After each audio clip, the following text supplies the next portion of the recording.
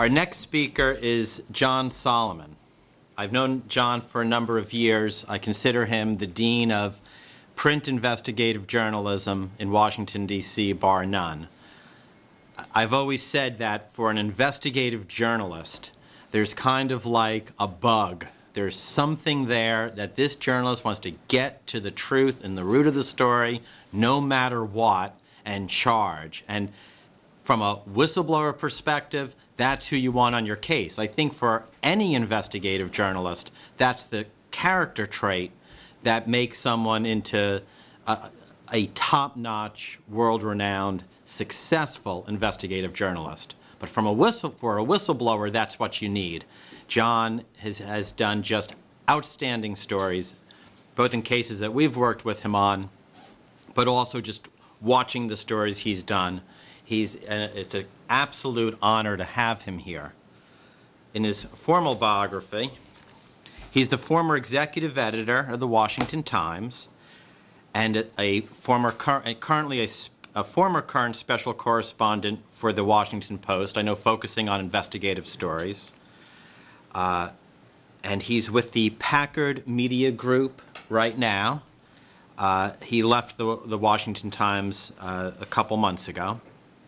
John is an award-winning investigative journalist. As the former executive editor of the Washington Times, he won numerous journalism awards, including the Robert Kennedy Journalism Award in 2008, the Society of Professional Journalists 2009 National Public Service Award. He also produced the first joint project with CBS 60 Minutes, which exposed how the FBI crime lab practiced faulty bullet-lead analysis for decades, using erroneous science to convict hundreds of people without informing them of those problems. The series won the 2008 Robert Kennedy Memorial Journalism Award for domestic television and the Society of Professional Journalists Top Award for investigative TV reporting. Before joining the Washington Post, Mr. Solomon spent 20 years as a manager and reporter for the Associated Press, where he won the Grammy Achievement Award for coordinating wire services worldwide investigative coverage of the 9/11 attacks. Mr. Solomon was named in 2005 to oversee a 7-member investigative team dedicated to producing high-impact stories that could play simultaneously on TV, on the web, in radio, and in print. The team's work included exposing the Dubai Ports world deal, exposing ethical missteps among several leaders of Congress, and exposing the now infamous Hurricane Katrina videotape showing what President Bush had been told before the deadly storm. Before creating the team, Mr. Solomon spent 6 years overseeing the administration, personnel, and finances of AP's 150-member Washington Bureau as the Assistant Bureau Chief. In that role, he oversaw AP's relationship with major newspapers in the metropolitan area. Today, Mr. Solomon is with the Packard Media Group. He also is actively engaged still in doing top-notch investigative journalism. It's my honor to have Mr. Solomon here. Thank you.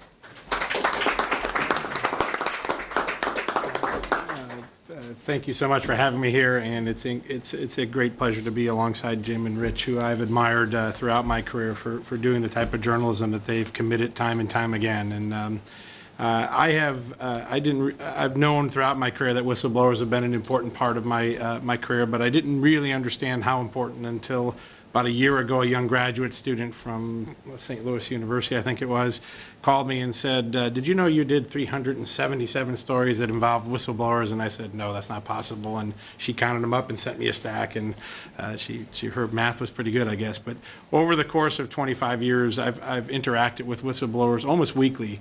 And for every story I've written, just like Jim said and Rich said, there's probably 3 that I passed on because I couldn't validate or verify or trust the information. So it's a hit and miss proposition. But the value of what whistleblowers do when they stand forward and they bring wrongdoing to the public's attention is essential to our democracy. And I think journalists, when they play the facilitating role, add to that process and bring value to it, and vetting what's right, what's wrong, and giving the public some accountability.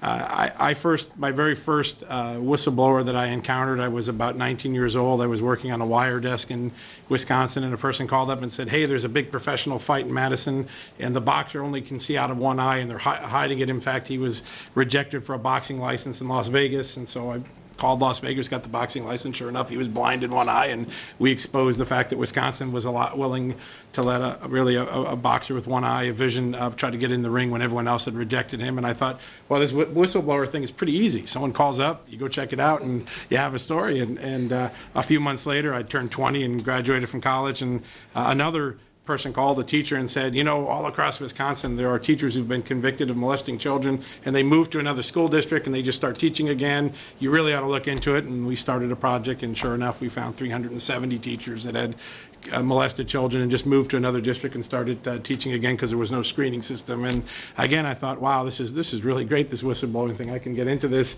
And then I came to Washington, and I realized, wow, whistleblowing is a much more complicated and dark and tricky proposition. And the first whistleblowers I met here in Washington called me up. I was only here about 6 months. I still hadn't figured out the subway system, and I kept getting lost every day on the routes. And this person called and said, "I've been watching what you've been reporting, and I need you to meet me at Lafayette Park at 6:30 in the morning tomorrow, and I'll be wearing X, and I'm going to leave a newspaper behind, and you should pick it up." So I'm nuts. My wife thought I was nuts, and I went at 6 o'clock in the morning, and there were several homeless folks there, and I'm trying to find the guy that was a little better dressed, and there was. And the second I got near the bench, he walked off, and there was a copy of the Washington Post folded in half, and inside there was a little hand scribbled note that said, "I just broke the law by giving this to you, but you should read it." And there was a federal document, a classified federal document, and that began my relationship with whistleblowers in Washington, where life is so much more complicated, where the risks and the legal consequences of whistleblowing are much greater.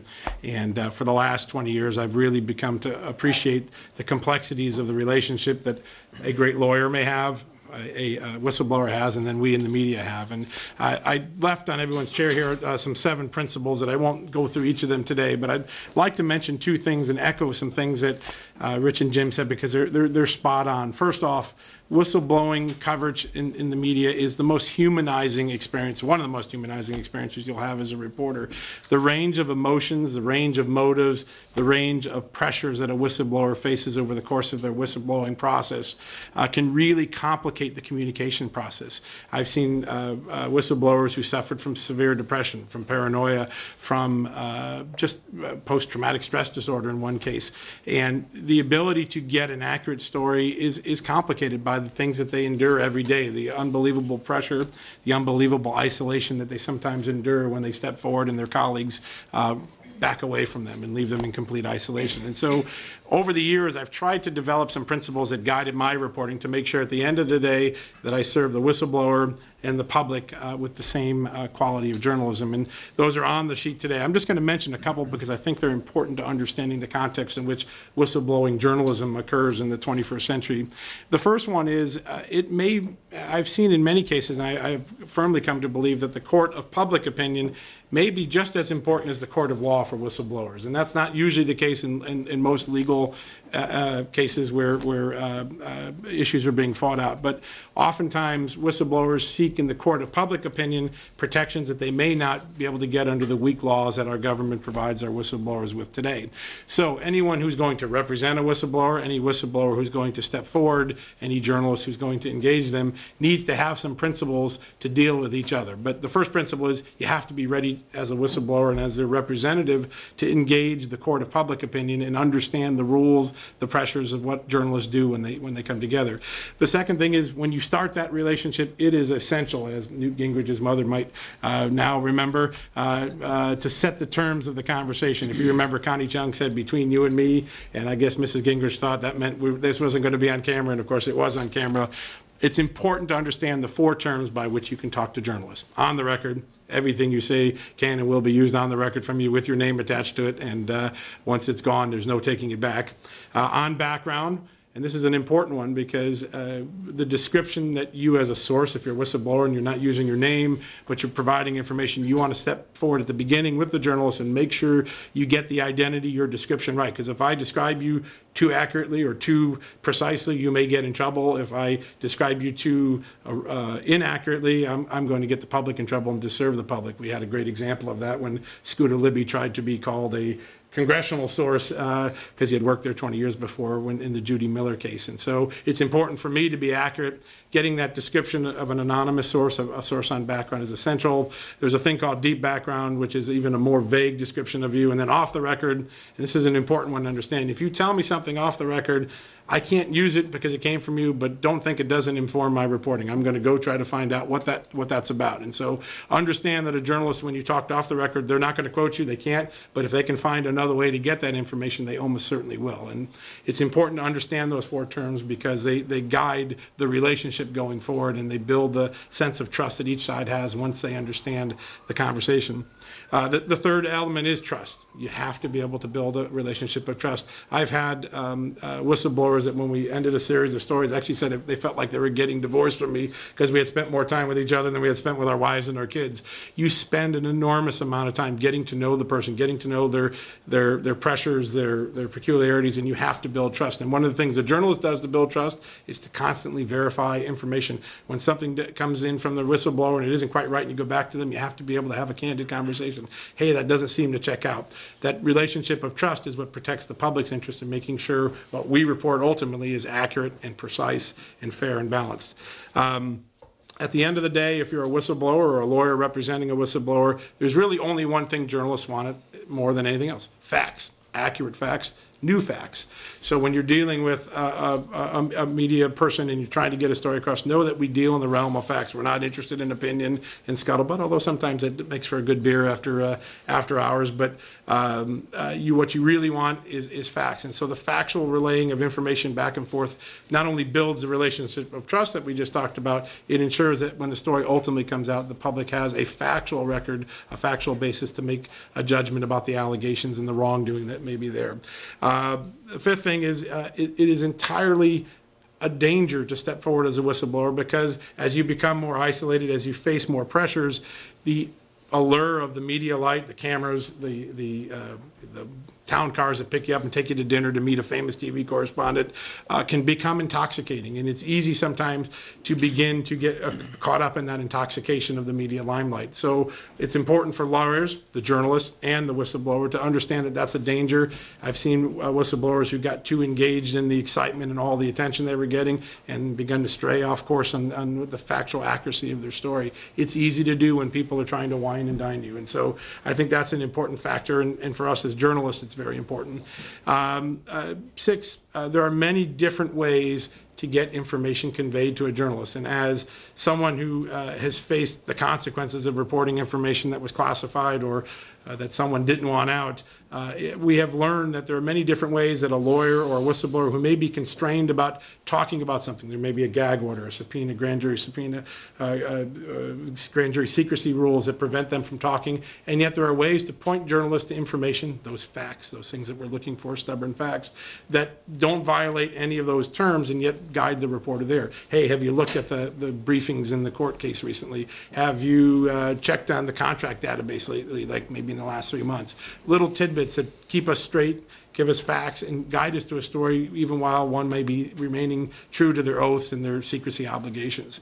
And then finally, because of the pressures and the range of emotions that a whistleblower goes through, I have found repeatedly at the end of a process when a reporter does a thing called fair comment process, when you go get the other side of the story, oftentimes whistleblowers feel this moment of betrayal. You're talking to the other side. Why would you do that? Well, because we need to have both sides of a story. We need to ensure at the end of the day that what you've told us is accurate because it doesn't serve your case in the court of public opinion if I get something wrong and if I don't have a balanced story that someone won't believe or treat as fair. And so those 7 principles have sort of guided my relationship with whistleblowers. And I think as the art of whistleblowing becomes more increasingly dangerous with the fewer and fewer legal protections that whistleblowers have for stepping forward, having a sense of how to work with the media in the court of public opinion, I think is becoming more and more important. So that's what I've... Thank you. I really want to thank you, John, for that, and I can say that, and he did cover all of his principles, which I'm happy with, because I was going to ask him to cover them if he had, and I was checking them off one by one.